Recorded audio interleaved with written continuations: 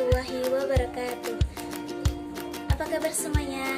Perkenalkan, nama saya Anissa Faniani dari Prodi PGRI NIM 181040884. Di sini saya akan menjelaskan mengenai komunikasi verbal dan komunikasi nonverbal di sekolah Kembang, Jakarta Selatan.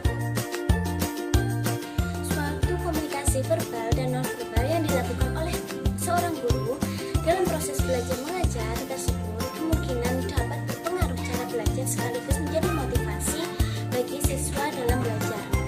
Nah, begitu juga dalam proses belajar mengajar, seorang guru dapat berinteraksi dengan para siswanya dengan menggunakan komunikasi verbal maupun nonverbal.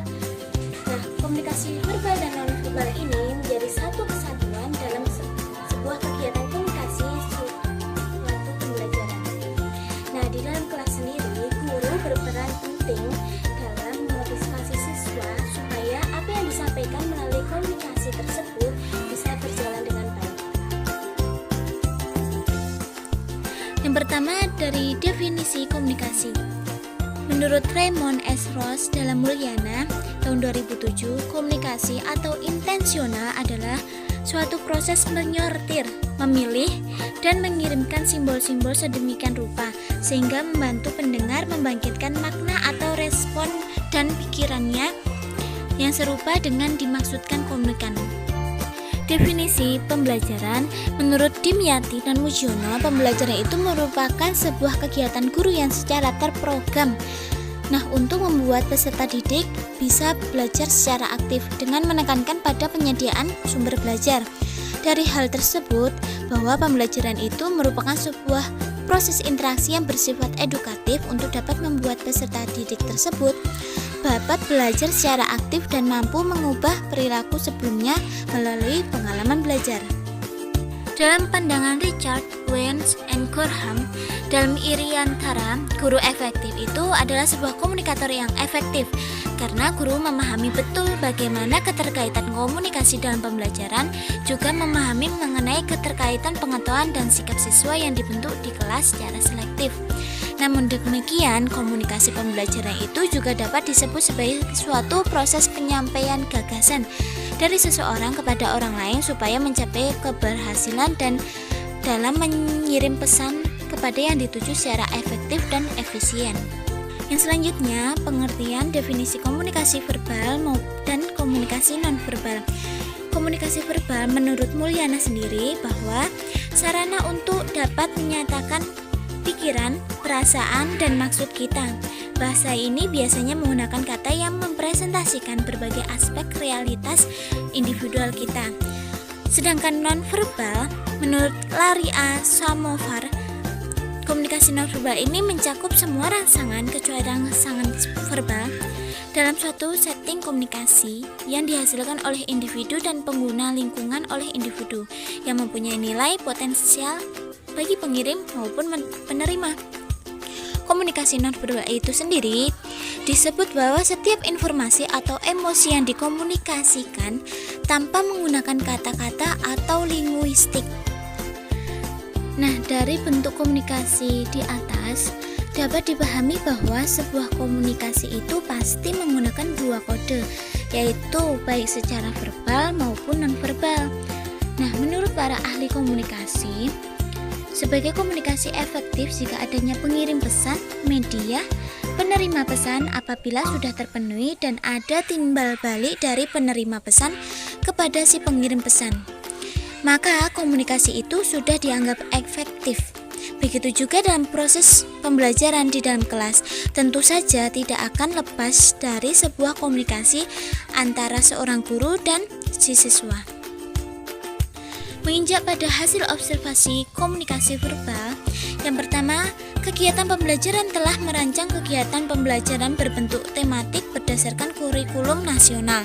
Nah, dalam kata tersebut, hal ini menunjukkan bahwa Sekolah Kembang menggunakan komunikasi verbal karena di dalamnya memuat penggunaan bahasa yang merupakan komunikasi berbentuk lisan yang dilaksanakan dengan bahasa Indonesia sebagai bahasa pengantar di kehidupan sehari-hari. Yang kedua, sumber utama perancangan kegiatan belajar adalah buku autentik atau literatur anak. Nah, dengan hal tersebut dapat dikatakan sebagai komunikasi verbal, karena komunikasi itu telah menggunakan buku-buku yang tersaji dengan konsep literatur, seperti buku non-fiksi dan lain sebagainya. Yang ketiga yakni guru membicarakan beragam hal seputar perkembangan anak beserta orang tua. Nah, pembicaraan ini dijalin melalui sesi-sesi rutin secara berkelompok maupun sesi yang lebih pribadi. Nah, di sini dapat kita lihat bahwa komunikasi yang digunakan tersebut yakni komunikasi secara verbal, karena dapat ditinjau dari orang tua dan guru yang berbicara mengenai perkembangan anak secara lebih detail.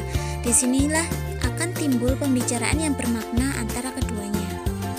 Yang selanjutnya, sekolah kembang melakukan perencanaan proses pembelajaran dengan membuat jadwal masing-masing kelas. Nah, dengan hal tersebut, hal ini juga merupakan salah satu bentuk upaya komunikasi verbal di mana membutuhkan sebuah perencanaan dan pengelolaan pembelajaran yang sudah tersusun dengan baik. Selanjutnya, hasil observasi komunikasi secara nonverbal dapat diidentifikasi menjadi dua. Yang pertama, sekolah kembang percaya bahwa setiap individu itu berbeda dan perlu menampilkan jati dirinya dengan cara mengenakan pakaian bebas, rapi, maupun seragam sekolah. Yang kedua, sekolah kembang juga memberikan pembelajaran yang membutuhkan kerelaan orang tua sebagai penanggung jawab utama dalam proses belajar anak. Nah, dalam hal tersebut memberikan manfaat dan makna sepenuhnya dari belajar bersama, yang di dalamnya memuat ekspresi dan tatapan mata atau kontak mata yang dilakukan dalam pembelajaran pada saat belajar mengajar yang dapat diterima atau mendapatkan sebuah informasi dari kegiatan tersebut. Nah, hal ini dapat dikatakan secara nonverbal karena juga paralinguistik juga berperan di dalamnya, seperti nada bicara ketika mengajar, kecepatan hingga volume suara yang digunakan. Dari hasil analisis tersebut, komunikasi verbal dan nonverbal dapat disimpulkan bahwa keduanya saling berkaitan. Antara komunikasi verbal secara tulisan dan lisan, komunikasi nonverbal menggunakan kode-kode. Nah, dapat dilihat bahwa komunikasi verbal yang ditunjukkan pada proses perencanaan dan pengelolaan pembelajaran yang telah disusun dengan baik. Sedangkan komunikasi nonverbal dapat dilihat dari pesan yang disampaikan tanpa perencanaan, dan hampir keseluruhan pesan dapat diungkapkan secara spontan, seperti perasaan senang, kagum, sedih, ekspresi lainnya, serta kontak mata, gestur, penampilan, dan paralinguistik. Terima kasih, demikian yang dapat saya sampaikan. Semoga bermanfaat.